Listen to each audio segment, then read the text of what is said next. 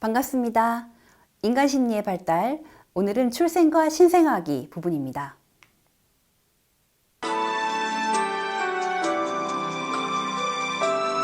세상 밖으로 나가기를 선택한 순간부터 태아는 스스로 변하기 시작합니다.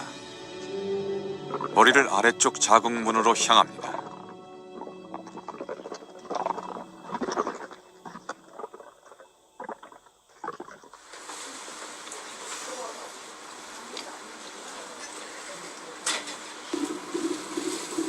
차보라 씨가 진통 중입니다. 엄마의 산고는 무엇과도 비교할 수 없을 만큼 큰 고통이죠. 하지만 산통은 아기와 곧 만날 수 있다는 사인이기도 합니다. 분만이 진행됩니다.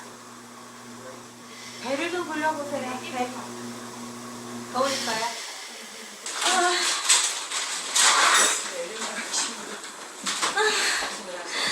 아빠 와요? 자, 아프면 힘 주세요. 자, 지금 힘을 잘 주셔야 돼요. 지금 힘을 잘 주셔야지 이제 아기가 나와.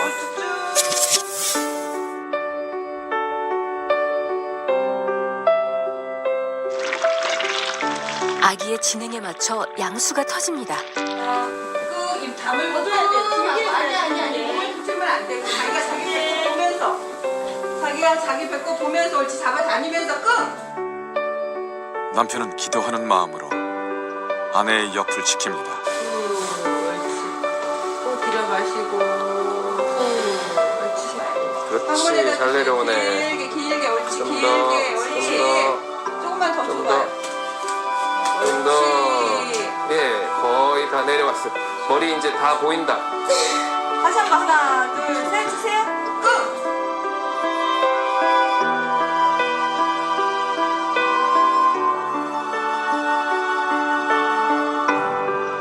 자, 이제 힘 빼세요. 머리 나왔어요. 힘 빼세요. 힘 빼세요. 태아는 좁은 산도를 통과하기 위해 신비한 능력을 발휘합니다. 물렁한 머리뼈를 겹쳐 머리 크기를 엄마의 산도 크기에 맞추는 것이죠. 엄마 못지않게 탄생을 위한 아이의 노력도 눈물겹습니다.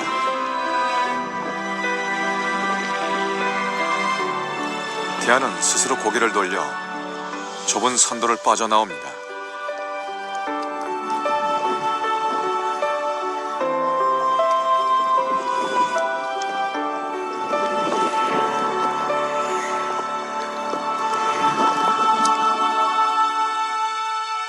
자, 석션 많이 해주세요. 자궁 밖 세상. 자, 엄마와 아기의 새로운 동행은 아기의 건강한 울음소리로 시작됩니다.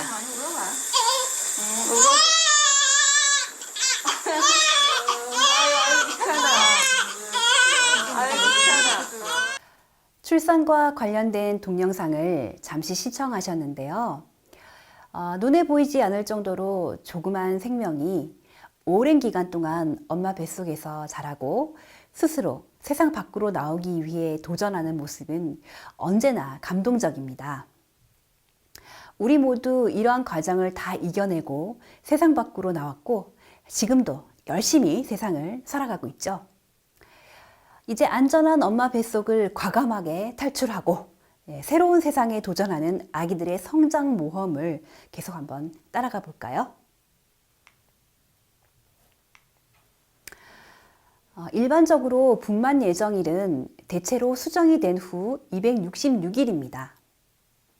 월경주기 약 28일 중에서 중간 정도인 14일경에 배란이 일어나므로 280일 중에 14일 정도는 다시 허수가 되는데요. 즉, 정자와 난자가 만나는 수정에서부터 분만 예정일까지는 266일이 된다고 할 수 있습니다. 하지만 수정이 된 날짜를 정확하게 알 수가 없기 때문에 마지막 월경이 시작된 날짜로부터 280일째 되는 날을 분만 예정일로 잡고 있습니다. 우리가 보통 10개월을 임신 기간으로 생각하기 때문에 10달이 되지 않아 태어나는 경우 예정일보다 일찍 태어나는 것으로 생각하는데요.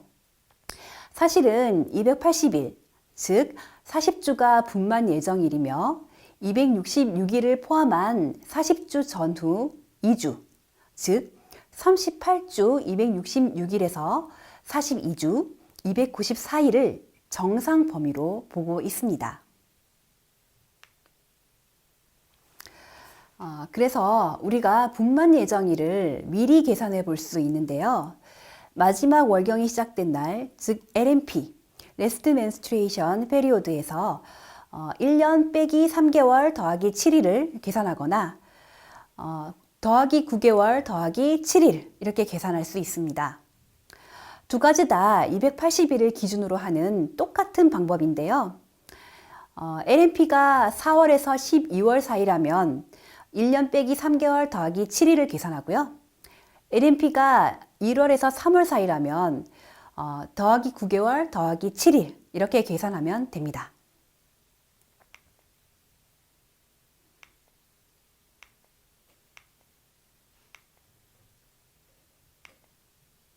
자, 그러면 이제 아기가 태어나는 과정을 한번 살펴보도록 하겠습니다. 분만 과정은 크게 출산의 징후, 출산 과정, 출산 과정의 문제 세 가지로 나눌 수가 있습니다. 그리고 출산 과정 또한 개구기, 출산기, 후산기의 3단계로 구분할 수 있습니다. 우선 출산의 징후부터 살펴보도록 하겠습니다. 출산이 임박하면 엄마의 배꼽 주위에 있던 태아가 서서히 아래쪽으로 내려가 골반 쪽으로 자리를 잡습니다.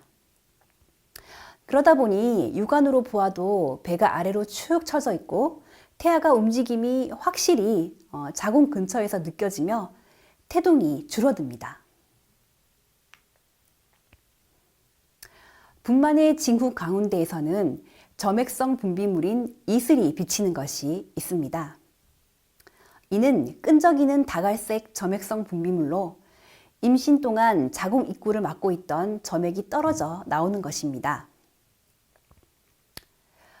이슬이 비치는 것은 자궁문이 열렸다는 신호이며 보통 24시간에서 72시간 이내에 진통이 시작됩니다. 초산부는 이슬이 비쳤다고 바로 분만이 시작되는 것은 아니지만 경산부의 경우 이슬이 비치면 바로 분만이 시작될 수 있으므로 병원으로 가야 합니다. 진통은 태아를 아래로 밀어내기 위해 자궁이 강하게 수축하는 작용에서 일어나는 통증입니다. 보통 가진통 때는 이러한 진통이 생겼다가 1, 2분 이내에 풀리며 연속해서 지속되지는 않습니다. 하지만 출산이 임박한 상황에 나타나는 진진통은 자궁 수축의 세기가 점점 세지고 일정한 규칙성을 띠며 연속적으로 일어납니다. 자궁문이 열리는 순간 태아와 양수를 싸고 있던 양막이 터지면서 따뜻한 양수가 흘러나오는 것을 파수라고 하는데요. 양막 파수가 나타난다는 것은 태아가 질 입구 쪽으로 내려와 양막에 압박을 주었다는 것입니다. 양수는 무색무취의 맑은 액체로 끈적임이 없는 것이 특징입니다. 양수가 터지면 세균 감염의 위험이 크므로 닦거나 씻지 말고 패드를 대고 곧바로 병원에 가야 합니다.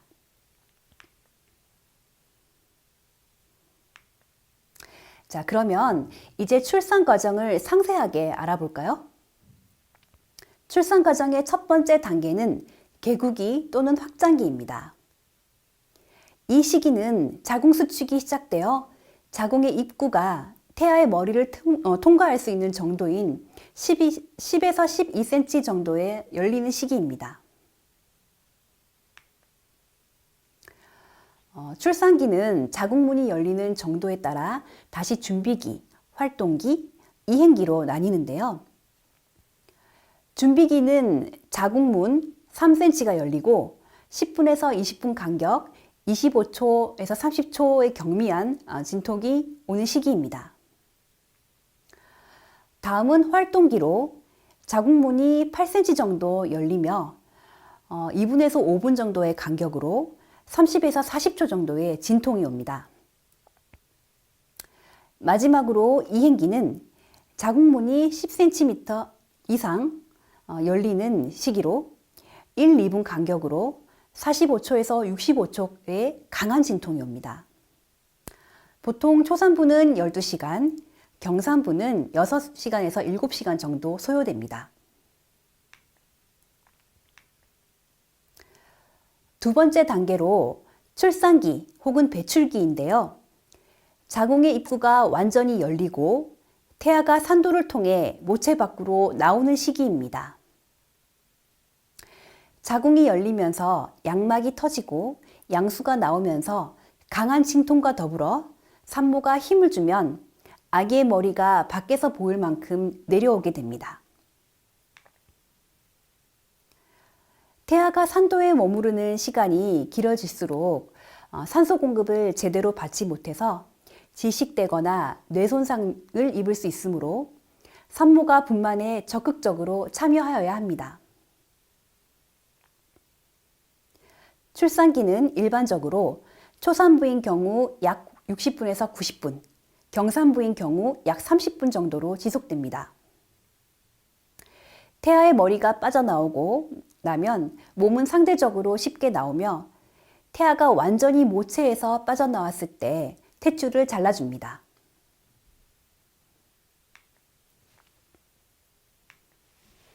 마지막으로 후산기 혹은 태반기인데요. 출산기 이후 자궁이 수축되면서 태반이 배출되는 시기입니다. 아기가 태어난 뒤에도 계속적인 관찰이 필요한데요. 자궁 내에 태반이 조금이라도 남아있으면 출혈이나 세균 감염의 원인이 되기 때문이죠. 이 시기는 5분에서 30분가량 소요되며 자궁이 원래의 크기로 돌아가기 위해 계속 수축하기 때문에 6주간 경미한 진통이 지속될 수 있습니다. 다음은 출산 과정의 문제입니다. 출산 시 산도에 오래 머물게 되는 경우 산소 결핍이 초래하여 질식 및 뇌손상을 일으킬 수 있습니다. 자궁 수축을 일으키는 약물인 프로스타글란딘과 옥시토신 등을 투여하여 인위적으로 자궁 수축을 일으켜 분만하는 방법도 있는데요. 이것을 유도분만이라고 합니다. 이 시술은 출산 예정일이 많이 경과한 경우, 임산부에게 의학적인 문제가 있는 경우, 태아의 심박동이 비정상이거나 어려움을 보이는 경우에 실시합니다. 보통 정상적으로 태어나는 신생아의 평균 키는 50cm, 체중은 3.4kg 정도입니다. 그런데 2.5kg 미만으로 태어나는 아기의 경우 정상적으로 태어난 아기에 비해 생후 1년 이내에 사망할 가능성이 20배나 높은 것으로 나타났습니다. 또한 저체중으로 태어난 아기들이 성인이 되어 고혈압 또는 심장병을 앓을 가능성이 매우 큽니다. 이렇듯 여러 가지 어려움을 이겨내고 우리는 이 세상에 태어났습니다. 다음은 신생아기입니다. 갓 태어나서 한 달까지의 아기를 신생아라고 합니다. 출산 시 평균 체중은 3.3에서 3.4kg, 평균 신장은 50cm인데 한 달이 되면 평균 체중은 5.68kg, 키는 57.7cm 정도로 늘어나게 됩니다. 한국인의 대다수의 아이들에게 엉덩이, 허리 등에 멍이 든 것처럼 푸르스름한 반점이 있는데요. 이것을 몽고 반점이라고 하며 보통 생후 1년 이내에 사라집니다. 태아와 엄마를 연결해 주었던 탯줄은 출생 후에 더 이상 필요가 없으므로 생후 1, 2일이 되면 저절로 떨어집니다. 신생아는 출생 후에 며칠 동안 섬유질이 많고 녹색을 띤 검은 태변을 봅니다. 이 태변은 태아일 때 창자에 쌓여있던 노폐물입니다. 태변이 배출되고 몸의 수분이 증발됨에 따라 일시적으로 체중이 줄지만 어머니의 젖을 먹으면서 다시 체중이 증가하는데요. 이때 젖이 충분치 않아 체중이 증가하지 않으면 황달에 걸릴 위험성이 높아집니다. 황달은 피부와 눈동자가 노랗게 보이는 증상으로 간의 미성숙으로 발생하게 되는데요. 출생 후 3, 4일 동안은 신생아의 절반이 황달에 걸릴 정도로 흔하고 출생 후 일주일이 지나면 간 기능이 원활해지면서 자연스럽게 나아지므로 특별한 치료를 필요로 하지는 않습니다.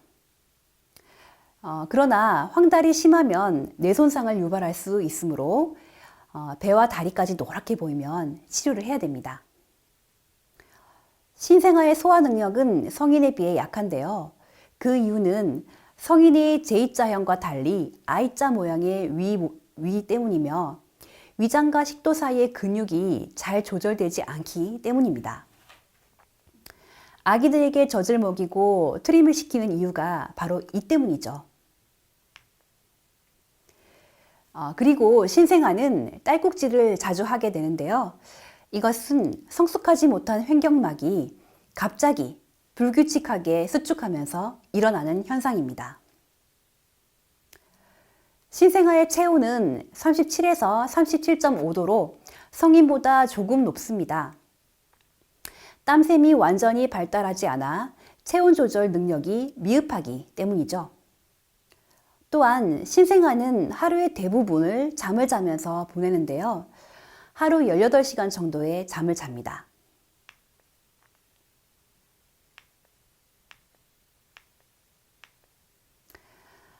아기가 태어나면 신생아실로 가서 가장 먼저 하는 것이 바로 아프가 척도 평가입니다. 아프가 척도는 태어난 지 1분에서 5분 된 신생아의 심장 박동률, 호흡, 근육, 피부색과 같은 생리적 기능과 함께 반사 행동을 평가하는 것입니다. 버지니아 아프가 박사가 개발한 이 척도는 5개 하위 기준으로 구성되어 있는데요. 각 기준마다 0점, 1점, 2점이 매겨지며 최대 10점을 받을 수 있습니다. 7점에서 10점인 경우 아기의 상태가 좋은 상태라는 것을 의미하고 7점 미만은 호흡하는 데 도움이 필요하다는 것을, 4점 미만은 생존을 위한 즉각적인 처치가 필요하다는 것을 의미합니다. 아프가 척도는 첫 한 달 동안의 생존을 예측하는 데 신뢰성 있는 척도입니다. 신생아 반사입니다. 신생아는 주변의 소리나 빛 혹은 접촉과 같은 자극에 자동적인 반응을 보이는데요. 이것을 반사라고 합니다. 신생아의 정상 발달을 평가하는 좋은 척도가 되기도 하죠. 반사 행동에는 원시 반사와 생존 반사가 있습니다. 우선 원시 반사란 생존과 자기 보호를 위한 본능적인 반응으로서 양육자와 초기 관계 형성에 도움을 줄 수 있습니다. 예를 들면 근원 반사, 흡입 반사, 파악 반사, 모로 반사, 걷기 반사, 수영 반사, 바빈스키 반사가 있습니다. 근원 반사에 대해서 살펴보도록 하겠습니다. 근원 반사는 뺨에 닿는 무언가를 향해 고개를 돌려 빨려고 하는 행동으로 아기가 젖을 찾는 데 도움이 되는 반사입니다. 이 반사는 3개월에서 6개월 내에 사라지게 됩니다. 흡입 반사는 신생아가 입속으로 들어온 것은 무엇이든지 빨려고 하는 반사인데요. 사진에서 보는 바와 같이 손가락을 입 가까이에 대면 손가락도 빠는 모습을 보입니다.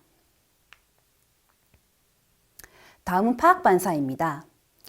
이것은 잡기 반사라고도 하며 손가락에 닿는 것을 꽉 잡는 행동으로 그 힘이 매우 세서 아기가 매달릴 수 있을 정도입니다. 이 반사 능력은 3, 4개월에 사라집니다.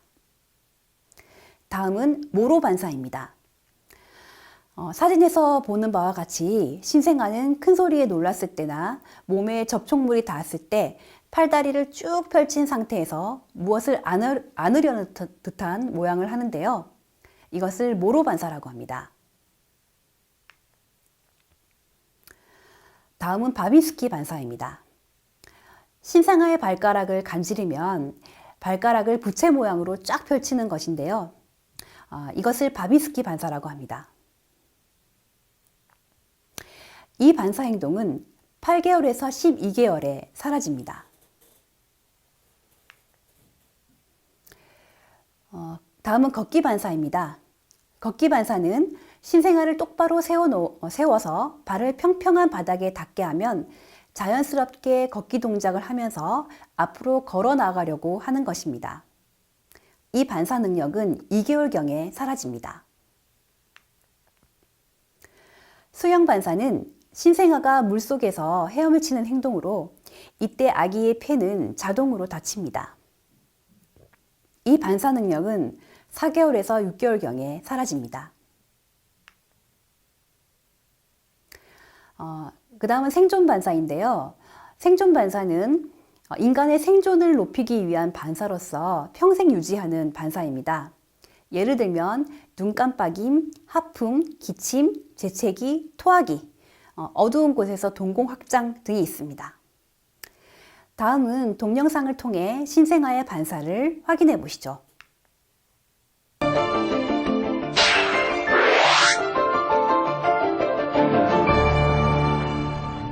신생아가 팔을 활 모양처럼 휘면서 무언가를 붙들려고 하는 행동을 보이고 있다.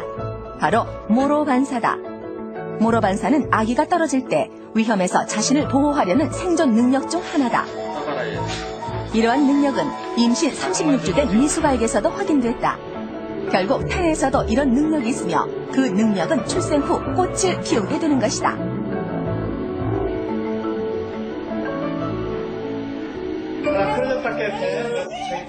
두 발로 걷는 능력은 오직 인간만이 가진 능력이다. 이런 걷기 능력은 이미 태어나면서부터 가지고 있다. 생후 4일 된 신생아를 세워 발을 땅에 닿게 했더니 놀랍게도 아기는 한 발 한 발 내디디며 걷기를 시도한다. 갓 태어난 이 아기는 간호사의 목걸이를 잡고 놓지 않는다. 위험에서 자신을 보호하기 위한 잡기 반사다. 제작진은 생후 4일 된 아기에게 잡기 반사를 검사했다. 놀랍게도 이 아기는 의료진의 손가락에 매달려 떨어지지 않으려고 안간힘을 쓰고 있다. 이런 능력은 언제부터 생길까? 아직 엄마의胎내에 있어야 할 미숙아에게도 잡기 반사 능력이 있는 것으로 확인돼 아기들은 출생하기 훨씬 이전부터 생존을 위해 스스로 능력을 키워오고 있다는 것을 확인할 수 있다. 신생아의 감각은 완전하지는 않지만 상당히 발달되어 있는데요. 즉, 태어날 때부터 흐릿하지만 볼 수 있고, 들을 수 있으며, 맛볼 수 있고, 냄새 맡을 수 있으며, 촉감을 느낄 수 있습니다. 촉감은 가장 먼저 발달하며 출생 초기에 가장 성숙한 감각입니다. 임신 32주가 되면 몸의 모든 부분에서 촉감을 느낄 수 있고 생후 5일 동안 촉감의 예민함은 더 발달됩니다.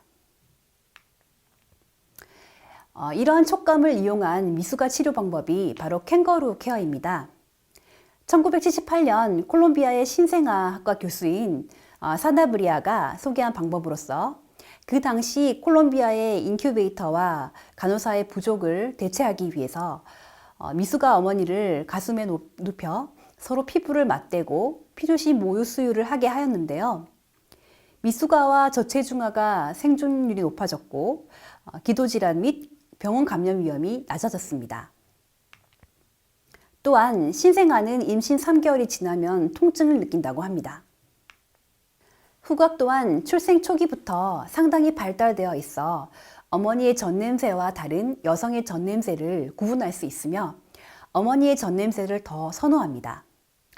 어머니의 젖을 묻힌 손수건과 다른 여성의 젖을 묻힌 수건을 신생아의 양뺨에 대면 신생아는 어머니의 젖을 묻힌 수건 쪽으로 고개를 돌려 빨려고 합니다. 미각도 태내에서 어느 정도 발달되므로 태어날 때부터 맛을 구분할 수 있으며 특정한 맛에 대한 선호도 타고납니다. 신생아는 신맛, 쓴맛, 짠맛보다는 단맛을 선호하는데요. 단물을 통해 2, 3주 일찍 태어난 조산아도 달랠 수 있습니다. 청각 역시 출생 전부터 기능을 합니다. 태아는 소리에 반응하고 이를 기억하는데요. 태어난 후 뱃속에서 들었던 목소리를 더 좋아하고 톤이 높은 소리를 선호합니다. 청각은 언어 발달에 핵심적인 역할을 하므로 청각 능력에 손상이 있는지 여부는 가능한 빨리 발견되어야 합니다. 청각장애는 100명당 1명에서 3명 정도 발생하며 조기 발견되지 않으면 발달에 문제가 있을 수 있습니다. 시각은 인간의 감각 능력 중 가장 늦게 성숙합니다. 그 이유는 컴컴한 자궁 속에서는 볼 수 있는 것이 거의 없기 때문입니다. 출생 직후의 신생아는 사물에 초점을 고정시키지 못하지만 출생 후 첫 한 달이 지나면 초점을 맞추고 응시하는 것이 가능해지고 움직이는 대상을 쫓아 시선을 이동할 수 있습니다. 많은 사람들이 신생아는 흑백으로 세상을 지각한다고 믿고 있으나 실제로는 출생 시부터 빨강, 초록 색깔을 구분할 수 있고요. 4개월이 되면 빨간색, 초록색, 파란색, 노란색을 구별할 수 있습니다. 또한 신생아는 직선보다 곡선을, 지나치게 단순한 형태보다 적당히 복잡한 형태를 선호하는데요. 즉, 직선보다 곡선, 적당히 단순한 형태보다 복잡한 형태, 비대칭보다 대칭, 규격적 형태보다 불규칙적인 형태, 윤곽 열린 형태보다 윤곽 닫힌 형태, 정지된 것보다 움직이는 물체 등을 더 좋아한다고 합니다. 영아의 시지각 능력이 발달함에 따라 기피지각 능력 또한 발달하게 되는데요. 영아기가 기기 시작하는 생후 6개월에 분명히 나타남을 발견하였습니다. 다음에 시각벼랑 실험 영상을 통해 확인해 보겠습니다. 아기가 태어나 가장 활발하게 움직이는 기관은 바로 눈동자다. 하지만 신생아의 시선 거리는 25cm 정도. 젖을 먹는 동안 엄마와 아기가 눈빛을 교환할 수 있는 거리 정도에 불과하다. 하지만 시각 능력은 급격히 발달해 생후 7, 8개월이면 시각 자극을 통해 위험에서 자신을 보호하는 능력이 생긴다. 제작진은 실제로 아이들이 시각적으로 위험을 느낄 수 있는 시각 절벽 세트 위에 아이를 올려놓고 귀여우게 했다. 이 아이는 시각적으로 위험에 처하자 더 이상 귀여우지 않고 멈췄다. 이 아이 역시 엄마 아빠가 불러도 더 이상 건너지 않는 것으로 확인돼 아이들은 시각을 통해 들어온 위험에서 자신을 보호하는 능력을 갖추고 있다는 것을 알 수가 있다. 이처럼 아기들의 능력은 실로 놀랍고 무한하며 빠른 속도로 발달한다.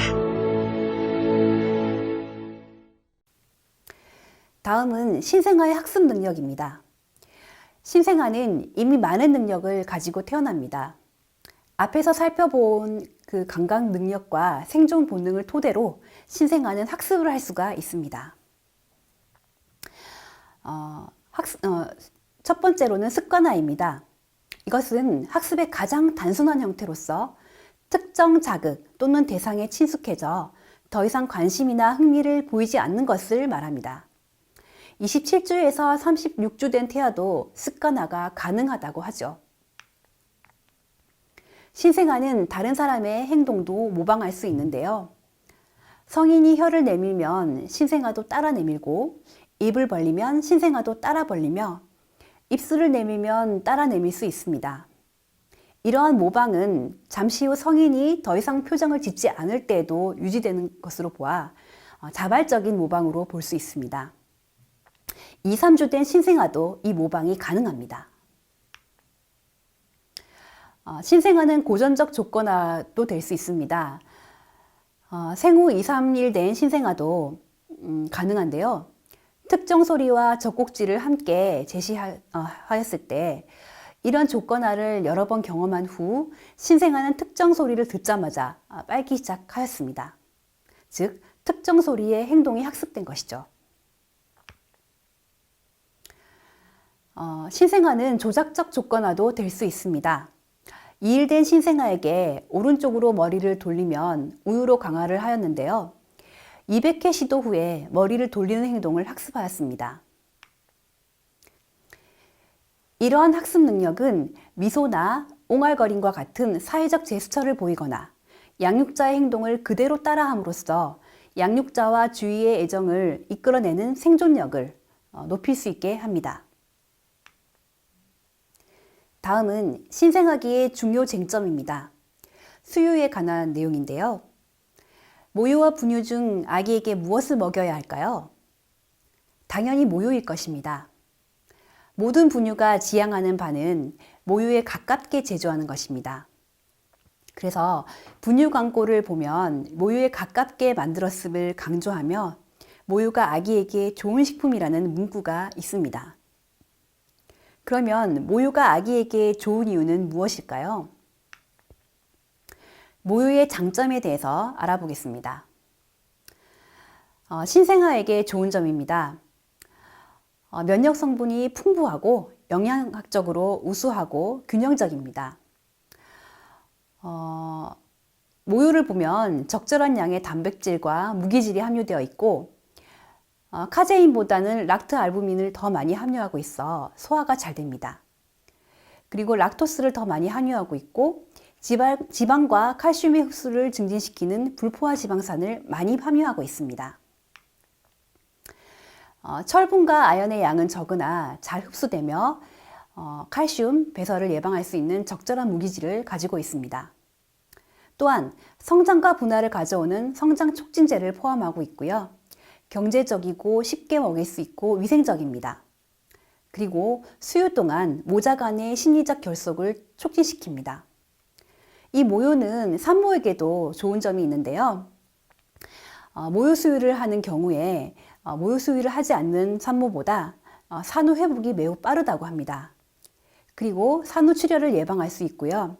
암 위험도 낮출 수 있습니다. 또한 산후 우울증을 예방하는 데도 더 도움이 됩니다.